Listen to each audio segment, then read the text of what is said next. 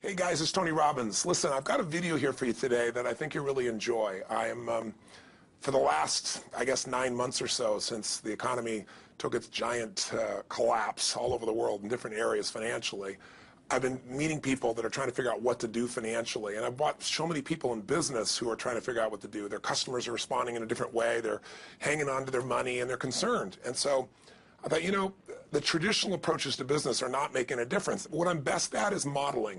You know, I've always, when I wanted to figure something out, I go to people that are the best in that area and figure out what they're doing and teach myself how to do that and then teach others to do the same once I've proven it's worked with myself. I said, I want to find the best of the best, and I've been really fortunate over the last, as I say, probably 7, 8, 9 months to have spent some time interviewing and getting to know and becoming good friends with many of the top people in the internet marketing. I mean, people that they're not the likely people you normally look at. I look at them as the new money masters. You know, they're guys that, you know, they didn't have the traditional education and ladies that didn't, but they found a way to add value.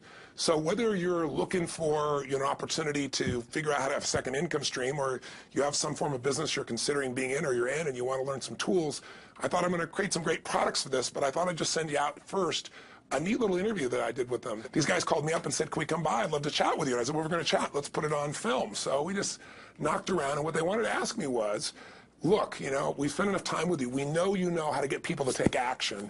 I said, well, come on over and let me kind of get inside your heads a little bit. Let me see why you follow through. Why do so many people say they're going to do something and then never follow through? And a few people do something inside their head and heart that gets them to follow through. So I just thought you might enjoy this conversation we've had. It's with Frank Kern and John Reese, two of the best in this industry. And you know, I think you'll find it interesting. Maybe you'll be triggered a little bit to think about what will get you to follow through too. So this is my little gift to you. I hope you enjoy. We got the dialing. Frank. Tony, what's up?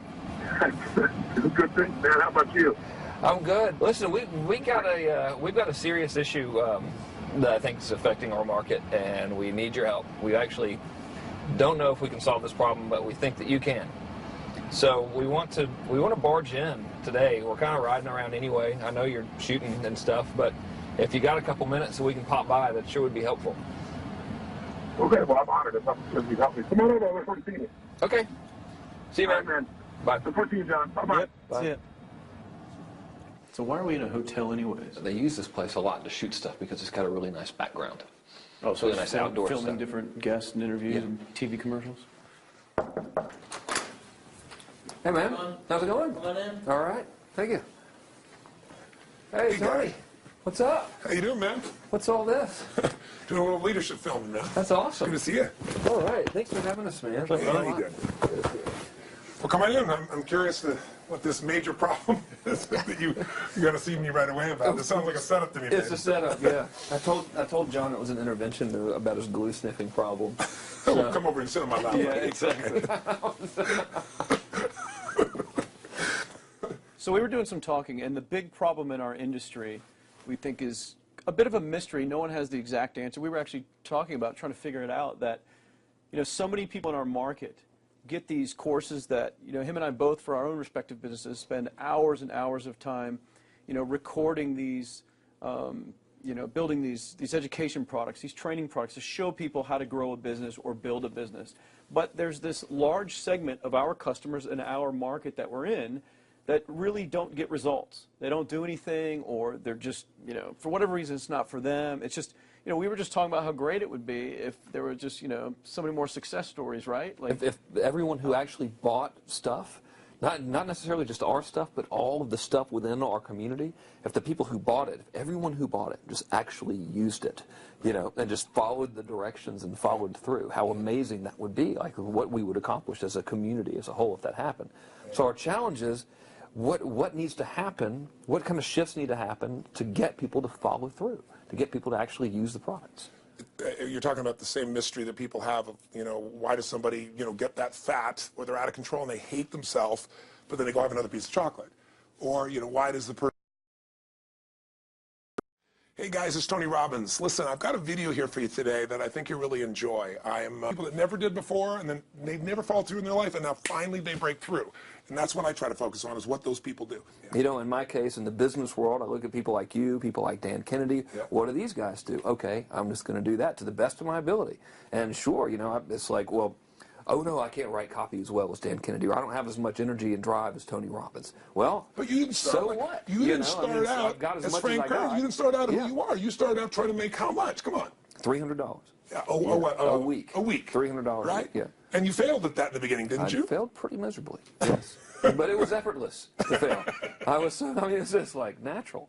Yeah. But truthfully, you went from $300 to, I remember you said your first time you believed, if I remember, was when you made like $2,500 in like it 4 or was 5 days when I was on vacation. While you're on vacation. That was when the true internet marketing dream was realized, you know, because I sold a downloadable product and I wasn't even there. I didn't have to ship anything. I was like, oh my God, this is so great, you know. $2,500, and to me that was just a gazillion, you know, because my rent I think was like $400 or something. And when you told me that story before, and you just did it again, and you get you big grin on your face, you get more excitement on your face than when you talk about doing 18, than when you talked about doing the 18 million, which I know you're proud as hell of, and you didn't get all the money, but you made 18 million bucks for somebody in 24 hours, right? Yeah. But look at your face. It's like nowhere near as excited as $2,500 in 5 days, baby. Thing, though. I mean, the $2,500 is just as, there's no difference. No, there's even more, because there was a moment when you recognized what was possible, but you didn't recognize it until you actually experienced it, but you only experienced it because you had to. Right. You had to keep going until you found it, just like you did. You had to keep going until you found it. And it's like the validation that the fear doesn't have to matter anymore, that you don't, there is no other, that, you know, not having the plan B and knowing that you're going down the one path towards what you want. Yeah. It's the validation in your brain that, hey, this works. It may not work yet on the level I want it to, but it works. I've just proven it to myself. Right. And for that, I win. It's game over. I've already won. Yeah. Because I've proven it to myself. Right. So it validates everything in my mind that I want to do now just at a higher level and doing more of it. That's it. Right. You just now leverage it. You now just stack it. So what do these people need to get started? Why aren't they starting? We all know the answer is fear. But the difference with you guys or me or anybody who's followed through is we're more afraid of what life would be like if we don't follow through than the person who's willing to settle for what they got and kind of hope it'll change and maybe purchase something for the moment and then not follow through on it. It's almost like people, overachievers, have a little more fear. They're a little more afraid of missing out. They're afraid of not being there, or they got a strong enough reason to follow through. So I'd say if you're looking at home, you want to give somebody some value, go, where do I start? I'm sick of this. That's a damn good place. That's probably why they bought the product in the first place, but now they're not. From that for just a minute. What's that? They bought the product to escape from that state. Just for a moment. Yeah. So because guess what? What makes people excited is progress. You don't have to be at the goal yet to feel alive again. You have to make progress. And the first step to progress is making a decision and buying the product. But then they don't do the second step, which is open the damn thing up. I think another powerful distinction that you're hitting on here is the fact that a lot of people that have breakthroughs in their lives, like including Frank and I both in different, success stories, situations, whatever you want to call them, is that, people typically hit rock bottom before that must is a reality. You're right. So in thinking of that, because a lot of things as well, like we hear in marketing, like if you had a gun to your head right now and you had to make money in the next, 48 hours, what would you do? And that really resonates with people. But so I just wanted to bring this into the conversation because I think a big part of the market of all these people aren't people that have their backs completely against the wall yet. That's right. Okay, so they're not in a must situation yet. They're in a desire situation where they're okay in their lives. They do have big dreams and ambitions. They do want greater things. But it's not pushing them yet to the point where they will do what it takes to master have the something. must. So what do you think? How did people go from not having their backs against the wall when they have no choice to say, I'm totally sick of this, to conditioning their minds to go from their situation where they are, which may be okay, to getting something greater? Well, think about this. What pisses you off and what excites you is all relative. $300 a week, no, $2,500 excites him more, that memory to this day, than even the $1 million, he did in his first 24-hour version, right? Or you breaking the 4-minute mile, $1 million. That must have been out of your mind. Tell me about that for a second. What did that feel like? You make $1 million in 24 hours. Nobody in history of the internet's done it. Euphoria. It was just unbelievable. What was your? It wasn't even about the money. That's exactly right. That's exactly right. It wasn't really about the money. No, it wasn't. I wasn't thinking like, oh, that's how many cars I can buy. No. It just wasn't. It was just breaking through like another barrier of progress. So at that point, it wasn't about your back to your wall. at that point, what it was really It was about. a further point for my fear, is what it really was. Further point for your fear, and for some people, and I think in some cases, it's also a recognition of who I am and what I'm capable of. So for somebody whose life is already great, this is about, what if I could take on another skill that could create more freedom for my life? And just saying, I'm not having to go out and try and do it all perfectly right now. What I'm going to do for the next 8 weeks, I'm going to create a little ritual. I'm going to do one thing a day to condition my mind, right, so that I get strong, so I follow through. I'm going to read something. I'm going to listen to something. I'm going to immerse myself. I'm going to go for an intense jog, or I'm going to go lift weights, but I'm going to do it consciously to get in a state where I'm going to follow through. That's number one, because people follow through when they're in state. Second, I'm going to get clear about why this is a must for me. It's not because my back's against the wall, but because I want to master an area of life that could create some freedom. I'm not going to master it overnight, but I got the system, I got the plan. I'm going to do one thing a day. I'm going to work on one subject a week. This week's going to be about figuring out what the right product or industry is. Next week's going to be basics of building traffic. And each week I'm going to make a little progress, and I'm going to get to a goal, whatever that is.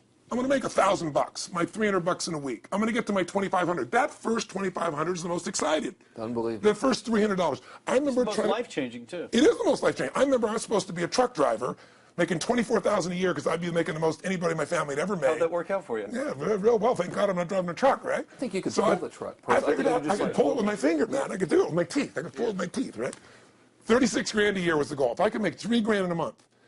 When I did that, it was out of my mind. And then it was like, could I make 10 grand a month? Then it was 10 grand in a day, then 100 grand a day. Then could I make $1 million in a day? I had a day where I made $400 million in a day. The stock value of the company I took public, my personal stock.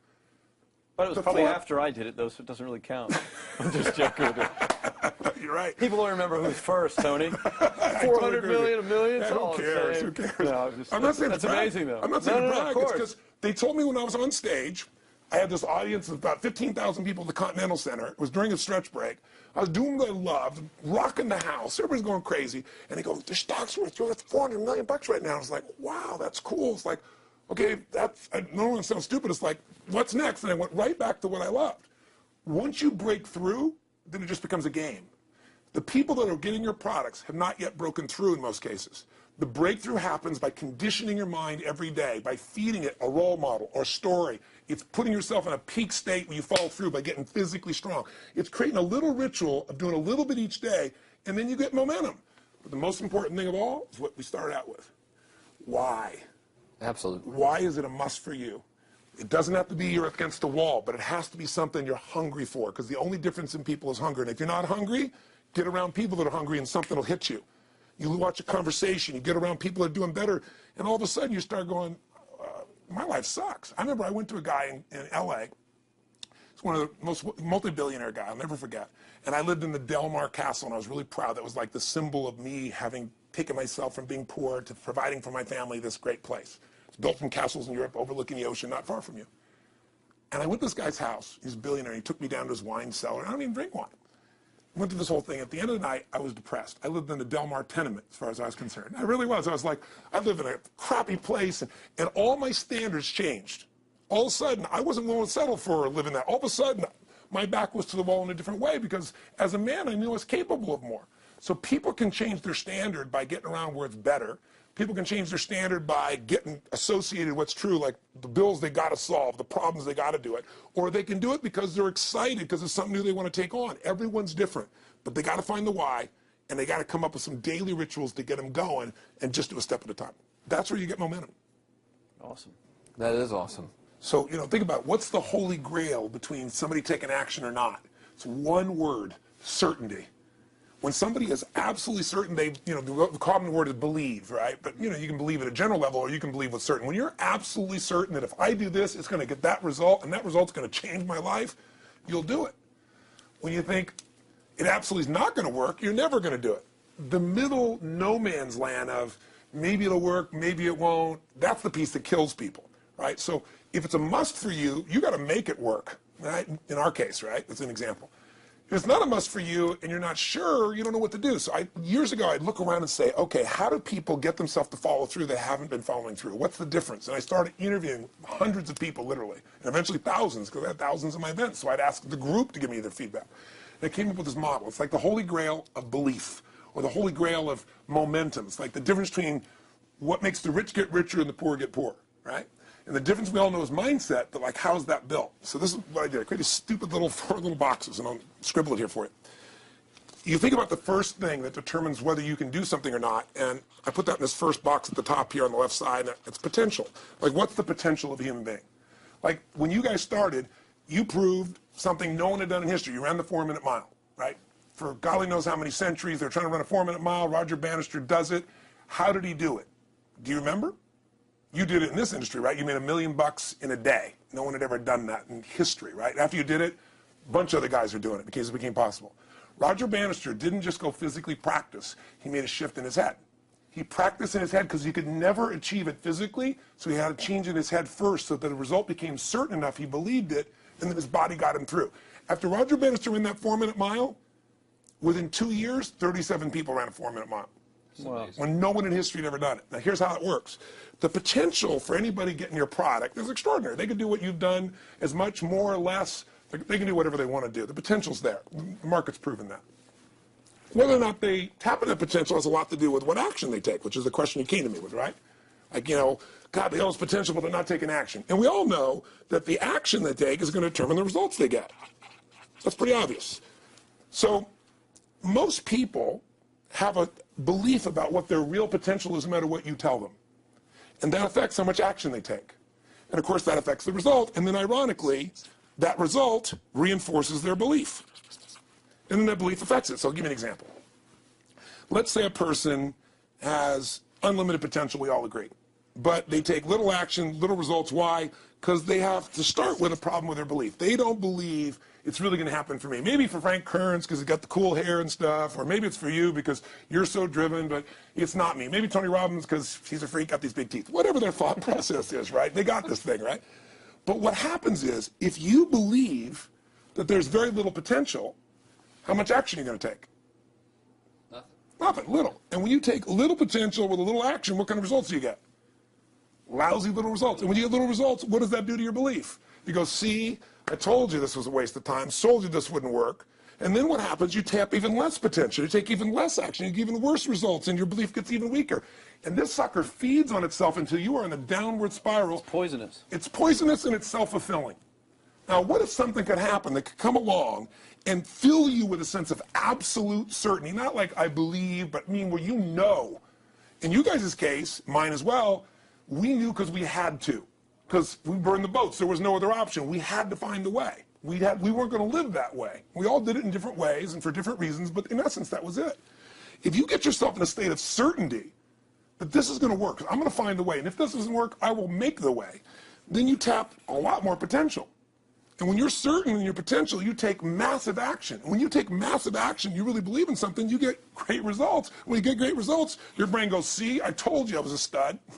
I told you this thing would work out. Now you're even stronger. You tap more potential, take greater action, greater results. That's how you went from $300 in a week to $2,500 in 5 days to $100,000 in a month to $1 million in a day. Same thing with you. And we get momentum. That's why the rich get richer and the poor get poorer. Now some people go out and they go, well, I'm going to take a bunch of action. All right, I'm going to open this product. I'm going to try it. And they'll say to you, I even did it. But it's like a salesman who goes and knocks on the door, and he knocks on 100 doors and says, You don't want one of these, do you? yeah, exactly right. You know? And even if he doesn't say it verbally, his face says it because he doesn't believe it's going to work. So his voice, his body, the execution is so weak. Maybe if he talks to 100 people, somebody's going to buy out of pity. They don't want his kids to starve, right? But he's not going to get the result. So the core difference in people is how do you produce certainty when the world isn't giving it to you? You go out and you try. In your case, you're 100,000 in debt and nothing's working. How do you keep yourself going? The way you did it, the way I did it, the way you're doing it, we may not have done it consciously, is we didn't change our potential. That was there. And it wasn't even taking more action. Taking more action with a belief it's not going to work, it's not going to change anything. We got results in our head that made us feel certain as if it had already happened. True or false for you? True. All right? So give me an example so people know I'm not just making this crap up.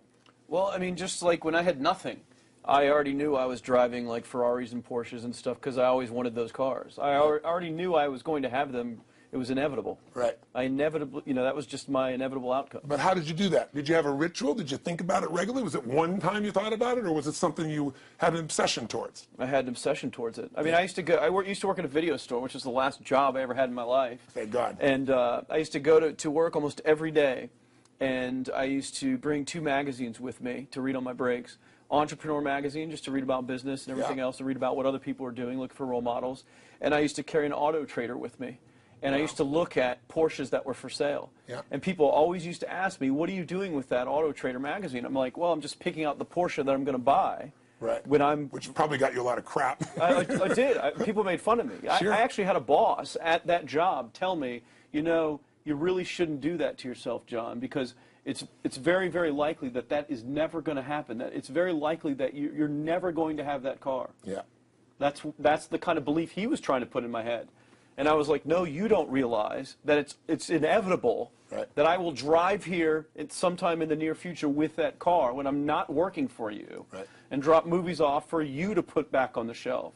And that actually happened. And it was one of the most fulfilling days of my entire life. And the great thing was when I pulled up in this car, I was in my mid-20s, a car that most mid-20s... What kind of car was it? It was a Porsche 911 Turbo. It was a convertible and everything. It was a beautiful car. It was one I always dreamed of having. But, you know, for a few years I always circled the ads of which ones I was going to buy. Well, when I finally got it and I pulled up at the store, you know, I had all these people, some people that were still working at this $7 an hour job were there years after I left.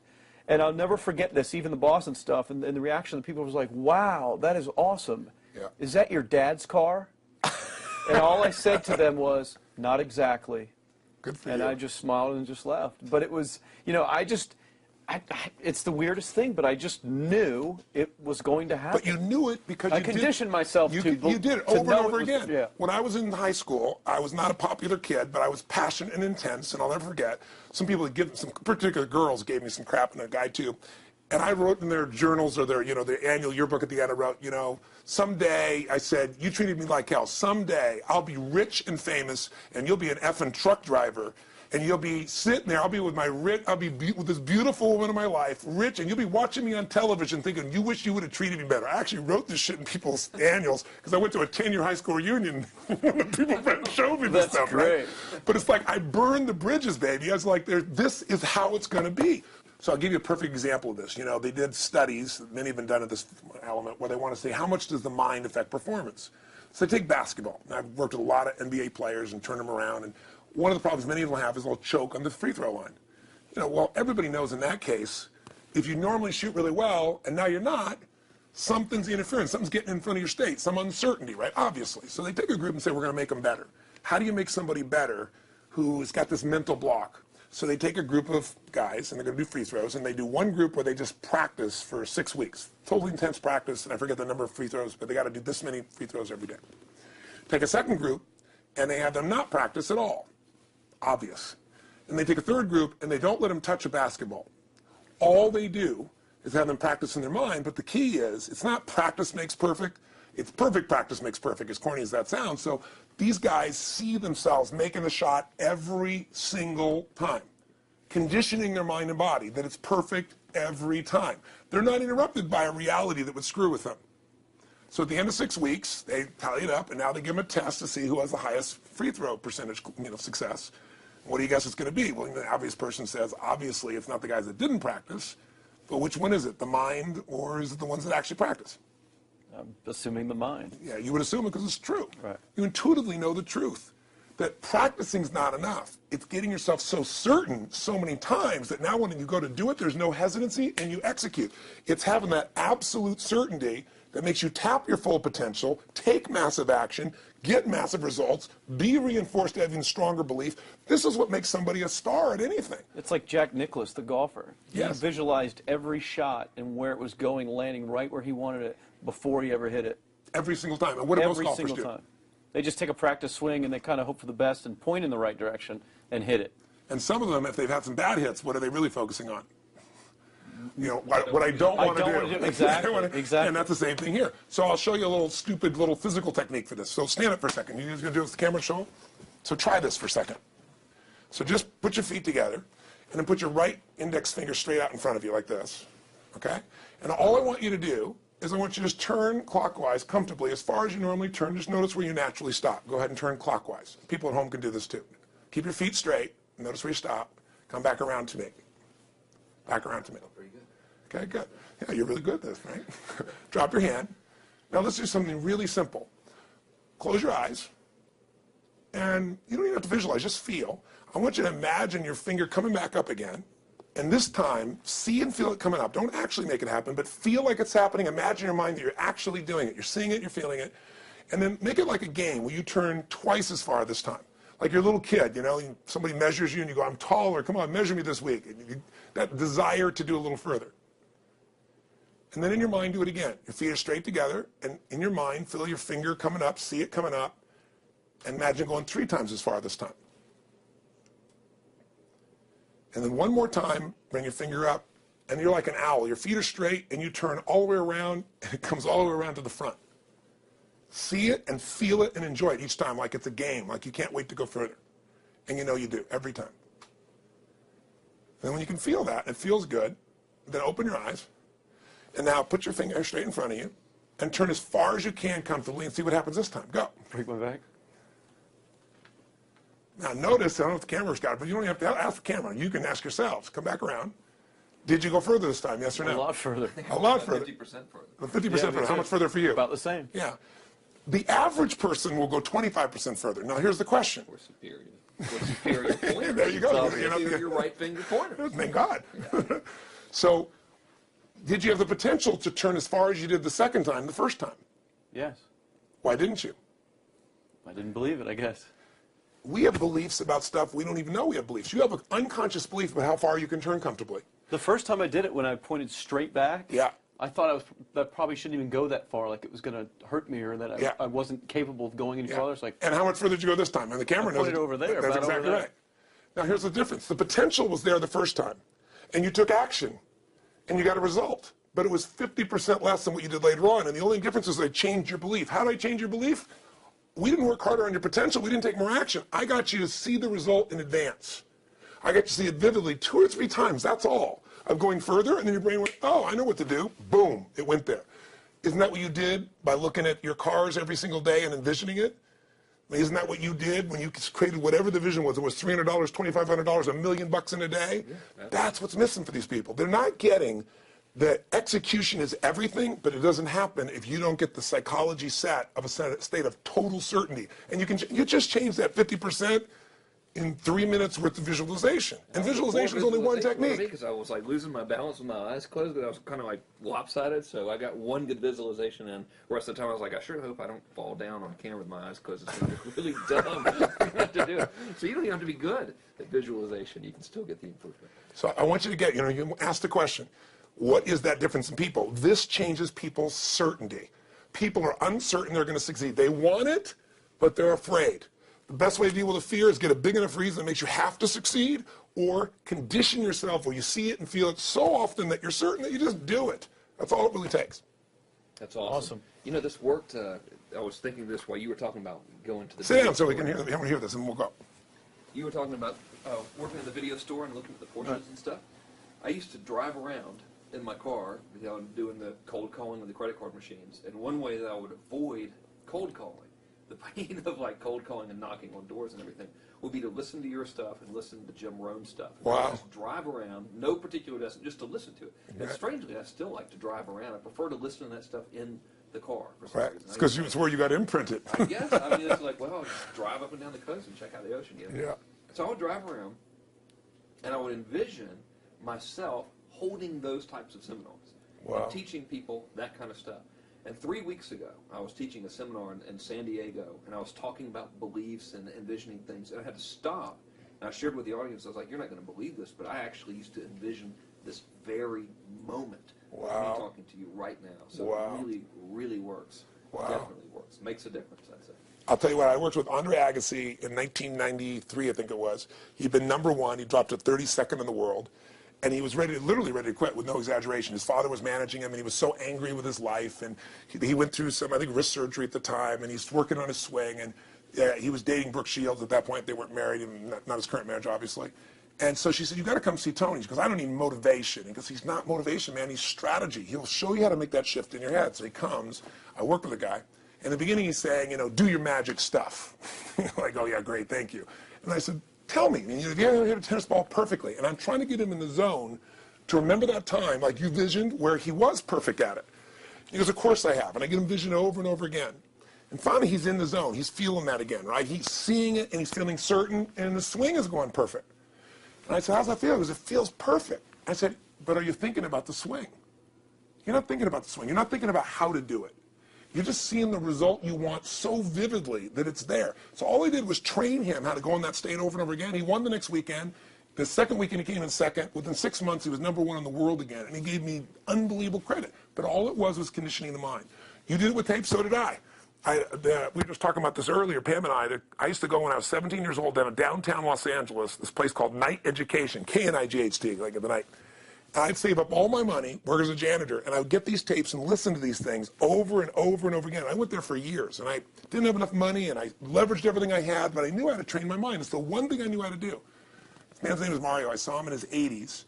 You know, he obviously knows how my life turned out and was very proud of the role he played in that process. He used to tell people the story. This guy's the real thing. He didn't just start out this way. This is how Tony did it. He listened to these tapes. He conditioned himself, right? This is the real stuff. He passed away a few years ago. I'm calling his house, and he passed away, and his daughter was there, and she wanted to share with me that how I touched his life and so forth. But the best thing was, I thought, you know what? I want to get those tapes. I want to get that stuff that conditioned. You know, I want to go back to that moment like you did of, you know, that moment was visualizing, now I'm living it. And she said, he left all this in his will to you. So I have all these tapes now that are from the time when I originally went through, and like I'd go to sleep and I had these sleep tapes that conditioned my mind to believe that I could succeed even when I was sleeping, or to build energy in my body. And anybody who wants to succeed has got to know it doesn't just happen. You can buy a product, but you also, with that product, have got to condition yourself. You got to make it a must, and you got to get a ritual. And if you do it, whatever you used to dream about you thought was so huge, you'll just live it. You'll live it like you lived this yesterday, like we're all living the life that we envisioned. Because we had to, and because we played this game with our head. We got the belief to be real by seeing it enough times and feeling it enough times till our brain believed it, and then it made it happen. Which raised the potential, which made us take more action, which got us better results, which raised our beliefs again. That's right. And then that's why the rich get richer and the poor get poorer. So instead of bitching about it, change it. And this is how you change it. It's like a self-fulfilling prophecy. Completely. Pretty easy to change. Just that one simple exercise was amazing. I'm still like, holy crap, you know, I wonder what else I can do now. But look what most people do. Most people do the opposite of that, right?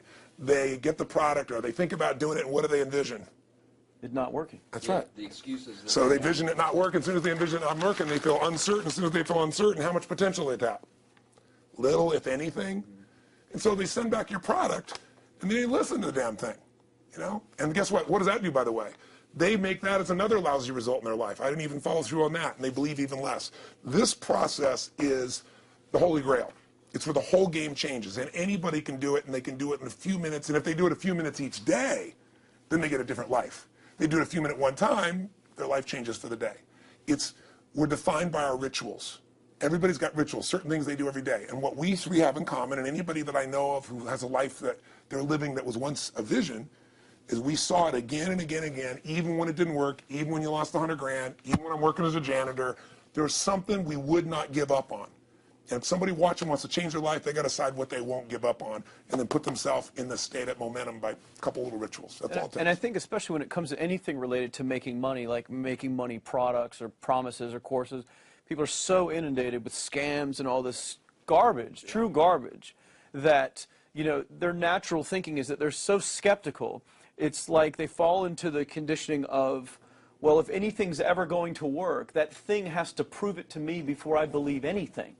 So when they go to approach the thing to make more money with, they're like, well, I'm starting at zero, and this thing has to prove to me that it has any potential at all before I believe that it will. Don't you agree with that's the case? Unfortunately, it's the case, but here's the truth. When somebody says to me, in my business, even more, because a lot of people think I'm a motivator. I hate that term. That's never been what I've done. I do believe in energy, and I'm passionate. You know, they see 10,000 people in a room rocking, they go, oh, he's motivating them. I believe in peak state. You get a top athlete, you get in a concert, and you get in state, right? The problem is, to defend themselves so they won't be disappointed again, they lower their expectations. So someone will say to me, well, I'm skeptical or I'm pessimistic. And my response to them is, no, man, you're gutless. It takes no guts to be skeptical. You don't have to have any capacity to be a critic. And now with the web, you don't even have to own that you're the one being the critic. You can burn somebody and, you know, anonymously, right? I said, you know what? It takes guts to believe. And if you think something's going to do it for you without you putting your guts on the line, you might as well forget it right now.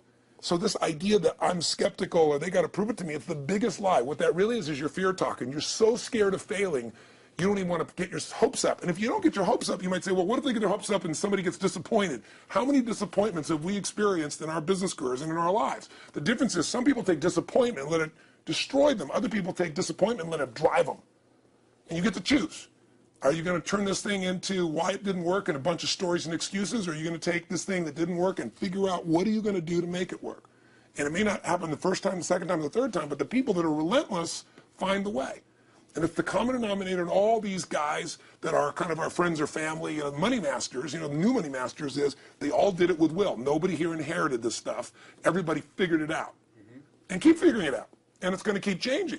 And you say, you know what, 1% of 99% of the money being made is being made by 1% of the people because only 1% of the people will condition their mind and condition their body and follow through some daily rituals. The rest will tell a story about why it didn't work, how it wasn't their fault. And you got two things in life. You got results or you got a story, And too many people think that that 1% is somehow entitled to it and they're not, which is, it's just all in the head. It's all in the head. Belief. It's all in the head, which can be changed with some conditioning. Basic conditioning. You just proved it. Yeah, to us. That's fun. That's why I made Get the Edge and Personal Powers, because I understood that from the very beginning. Originally it was 30 days, and years later people would say, I've heard all the great results and everything else, man, but I don't have 30 days, and I'd be behind the glass, focus group, watching these people and want to shake them, like, you don't have 30 days to change your life, I thought, okay, I'll make it 7 days. Just one, because after 7 days, you get momentum. I mean, think about it. When do people's lives change? In a moment. It doesn't change in 10 years. Your life may have sucked for 10 years, but there's one moment when your whole life changed, the moment you decided. You said, no more, and I'm doing it, and you kicked yourself in the ass, and you made yourself go do something, right? When you finally said, enough, no more, I quit, or let's begin, or I love you, there's a moment when somebody's life changes. And that can be gotten in a couple of days. So people watching don't have to wait until they've mastered everything. They got to get started and do what's next, and just put themselves in a state where they start making some progress. Well, there it is. I think that's the answer that can help solve that problem with a lot of people. They'll just pay attention to it. And do it. The bottom line is, all three of us and some of the people that we consider as family that are part of this process, we've all done well, and we don't need to do this stuff. We're able to do the stuff because underneath it all, people can see in your eyes, Frank, when you talk about $2,500 you made that day and the joy, right? Or you talking about not willing to settle, and just, I don't care what they say. They tell me I'm going to sit here and I should lower my expectations. I'm going to be driving my car in here and they're going to be delivering a video to me. There's something inside of every human being that will make it click, that'll make it so that today is not like yesterday and tomorrow will be different forever. And that process is an emotional hook. And what I hope is people watching this stuff, maybe something in here will piss them off enough or remind them of something or say there is a plan and it isn't just luck. And if I just get my big enough why and I get a little system for conditioning myself, and if I start to feel overwhelmed, I just do one next step. And I keep learning and keep moving forward, I will get there. If we accomplish that out of this conversation, then this conversation was kick-ass and fun, not just for us, but it'll be something that we'll be really proud of a long time. Whether that happens or not really has nothing to do with us, but whether or not people take it in as real and do something with it. I hope they will. I think a lot of people will. I think they will. Thanks a lot. I think it was awesome. Thank you. That's been a I blast. appreciate your shoot here. Yeah, go back to the next one. Yeah. Thanks, guys. Thanks. Yeah. Thank you. Appreciate it. Really appreciate it.